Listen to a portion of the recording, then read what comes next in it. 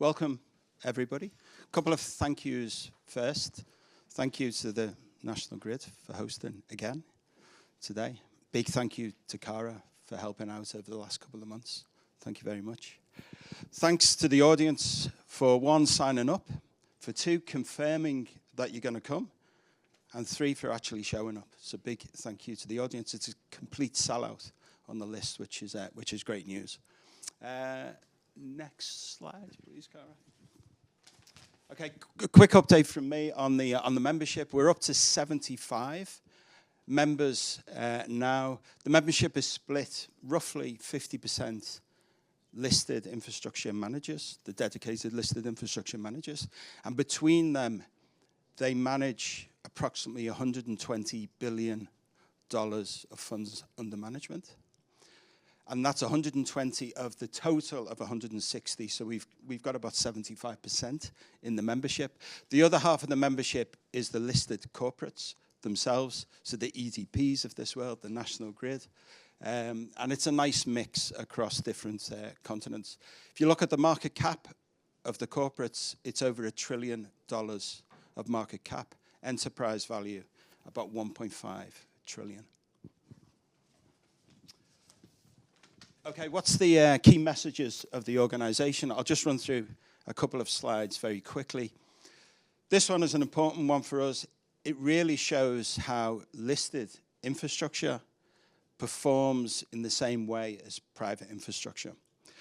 So the red range on this graph is the high and the low of private infrastructure benchmarks. So that's Preqin and Cambridge. Preqin tends to be on the top, Cambridge on the bottom. What we simply do is just draw a midpoint through the middle, which is the red line, and we overlay our index, our partnership index, with the FT Wilshire, which is the blue line. We overlay that over the top, and you can see over the long term, listed infrastructure is a good proxy for direct infrastructure investment. And I guess Tom will get into that conversation in his allocations panel. Over the long term, the green line, equities, we outperform global equities. Okay, couple of graphs on earnings.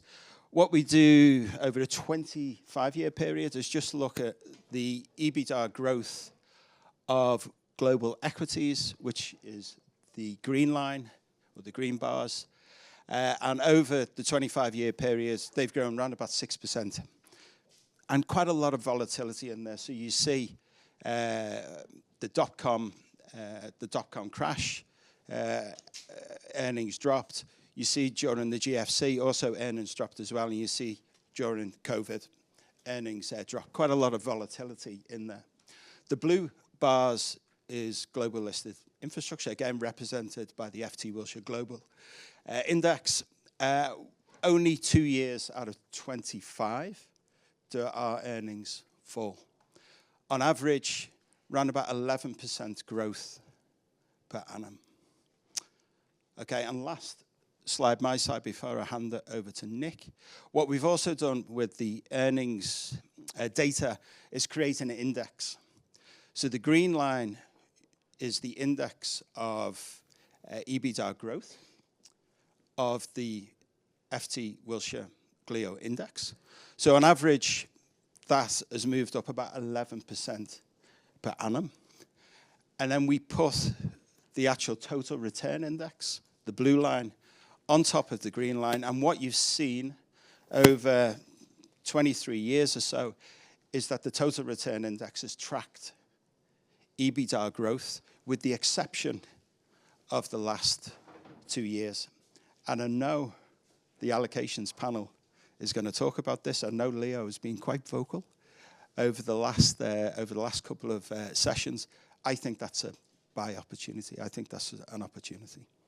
So with that, Nick, I hand to you. Thank you. Thank you, Fraser, and thank you for pulling all this together. I think it's going to be another great afternoon. So for those of you who don't know me, I'm Nick Ashworth. I head up investor relations here at Grid.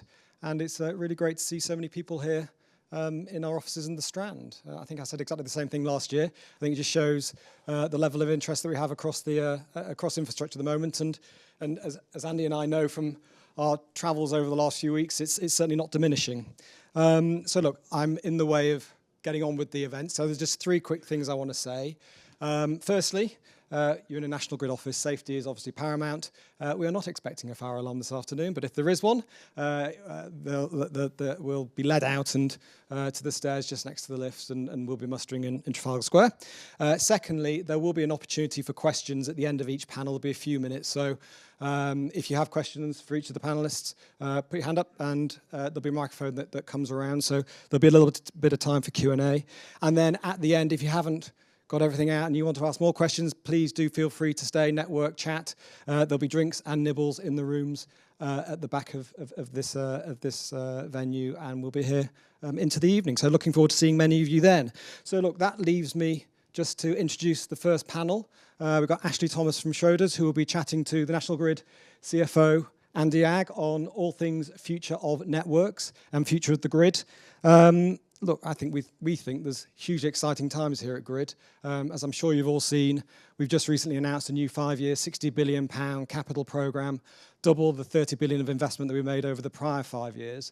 We're seeing lots of opportunities, lots of projects, lots of areas to grow across the UK and, of course, across our US jurisdictions as well. And I'm sure Ashley will be talking to Andy about all of those things. We've been on the road for the last few weeks, having had lots of conversations and lots of questions around supply chains, around policy, politics, even the balance sheet and funding. So lots to discuss. And with that, I'll hand over to Ash and Andy.